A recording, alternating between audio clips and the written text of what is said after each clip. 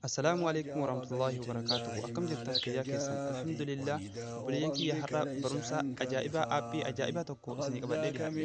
Obboleeyyan kiyya aappiin har'a isinii qabadhee dhiyaadhe barnoota Islaamaa afaan Oromoo of keessatti hedduu qabatee jira jechuudha. Obboleeyyan kiyya barnoonni aappii kan keessatti argamu barnoota Islaamaa jajjabaa kan keessatti argama jechuudha. Harkaan Islaamaa fi harkaan imaan waa'ee salaataa, waa'ee janaabaa, waa'ee hundarraa'u achi keessatti sirriitti argatta. Akkuma gadi gallee wajjin daawwanna. Waan of keessa qabatee jiru obboleeyyan kiyya aappiin kun aappii hedduu natti toledha maashaallah. Sirriitti akka hordoftanii aappii kana buufattanii irraa baratan jechuudha. Warroonni dubbisa beektan sirriitti si faayidaa jechuudha. Obboleeyyan kiyya aappii kana keessatti sagaleen hin jiru dubbisa qofa. Budunneeta dalagaa jechuudha. Neeta tokko malee sirriitti dalagaa. Obboleeyyan kiyya akka hordoftanii buufatan kabajaan isin gaafanna.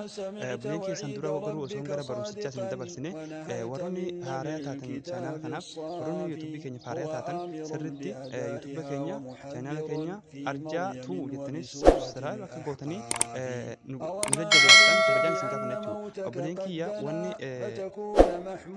isinitti madhu tokko yoo viidiyoon kun isinitti tolee isinitti das jedhe laayik godhuun isinirraa jiraatu.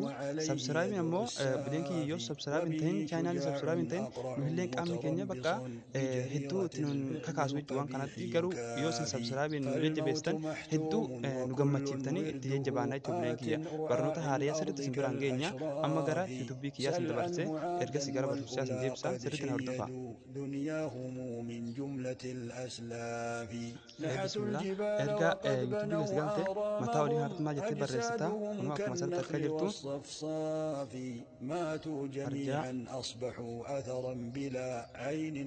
arjattuuf jettee kan barreessite erga cuqaasuudhaan kunoo isuma matarratti si dhufaa tokko faratti erga cuqaasuudhaan obboleeyyan kiyya kunoo akkuma asirratti argaa jirtan haala kanaan isin fida jechuudha. Barnoota hedduu as jalaa hin argattu. Obboleeyyan kiyya barnoonni hedduun isaatti deema kunoo kunilleen waa'ee qura'aana tafsiira afaan Oromoo qura'aana guutuu isaadha kunilleen jechuudha. Viidiyoon kun amma isin eessa tuttu kadiimtuu kan hin argatan jee yaadda obboleeyyan kiyya. Ashtaraay akka jettuun sabsiraabii isin afaan arabaati waan jirtu ashtaraay akka jiru kana yeroo tokkoof erga cuqaaftu. Erga haala kana cuqaaftee fuula kana duratti mallattoo alarmii wayii ni baati. Mallattoo kana yeroo tokkoof cuqaa irratti gadi goota saniin booda filannoo sadii kanarraa filannoo matarraa kana filatta kanuma qofa kalas. Obboleeyyan kiyya kun sirriitti isinillee si faayidaa barnoonni asirraa gadhiifamu kallattiidhaan daddafee isin bira gahaa jechuudha. Obboleeyyan kiyya kanuma chaanaala keenya akka kanaan sabsiraabaa gootanii nu jajjabeessitan amma gara aappichaa isin dabarsa daddafii. Obboleeyyan kiyya aappichi eessa argama? Pilistoorii keessatti ni galtu. Mataa kanarratti maal itti barreessitu? Barnoota salaataa jettanii barreessitu. Barnoota salaataa jettanii barreessitanii shabakaan kee waan ta'eef ta'e inni kun kana garuu shabakaan kee waan ta'eef ta'eef dakattan isin agarsiisa amma waan buusee jiru shabakaan kee da'iifa. Kunoo haala kanaan isin baasa. Haala kanaan isin baasa kunoo inni kanuma jechuudha obboleeyyan kiyya. Bakka kanatti tuquudhaan dalagoota inni godhattoonni amma waan buusee jiruuf sirriitti gadi gahee waliin daawwanna.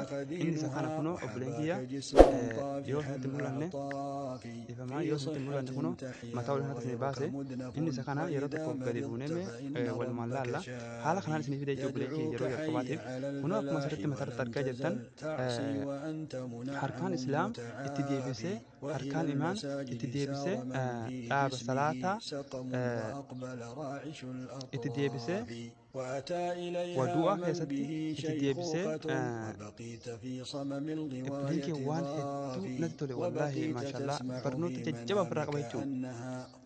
Dalagaalee salaataa keessatti jiranii jedha kun dalagaan salaata keessatti argaman asuma keessa argaman jechuun hundun isaatu ammallee itti deebisee salaata juma'a kunoo itti deebisee salaata dabuu itti deebisee janaabaa akkuma hatti kunoo itti deebisee dogongora salaata keessaa obboleeyyan kiyya waan hedduu irraa barachuu dandeessanii maashaallah. Aappii kana gadi buufee isheenee jalqaba akka matarraa kan isheenee yoo daawwanne kunoo haala kanaan isinii fida jechuudha. Haala kanaan isinii fida jechuudha. Kunoo utubaalee amantaa islaamaa jedhamu fadiimaa barreeffamu kuni kunoo akka kanatti sirriitti tartiibaan argattu jechuudha barumsa. Obboleeyyan kiyya aappii wallaahi maashaallah kunoo haala haala kanaan isinii fida jechuudha. Haala kanaan isinii fida yoo kaayitaa dabartuu barbaadan yeroo tokko harka keessan akkaan bultan gama bitaan harkatti kunoo barreeffamni kan olirraa jiru kana yeroo daddarbaa jechuudha. Kunoo haala kanaan darbee jira amma utubaalee imaanaa ja'a kunoo kunilleen sirritti obboleen kiyya barnoota onnee nama jiibsu as keessaa argatu dandeessan wallaahi maashallaahi kuni kanuma obboleen kiyya sirritti irraa baradhaan isin jaa barnoonni keenya kan har'aa asumatti dhaabbata hamma viidiyoo biraatti walitti deebinu sirritti obboleen kiyya nu wajjin jiraadhaa sabsiraabiidhaan viidiyoo keenya laayik godhuudhaan nu jajjabeessaa sheer walii godhaa viidiyoon kun hedduu nama faayidaa sheer walii godhuus hin dagatina obboleen kiyya kan har'aa asumatti dhaabbata akkuma beekamu waa barumsa babbareedaa barumsa onnee keessan isin gammachiisu isin qabadhee dhiyaadha jechuudha obboleen kiyya kan har'aa kanuma amma barumsa biraatti walitti deebinu nagaan naa jiraadhaan isin jaa assalaamu alaikum warahmatullaahi wabarakaatu.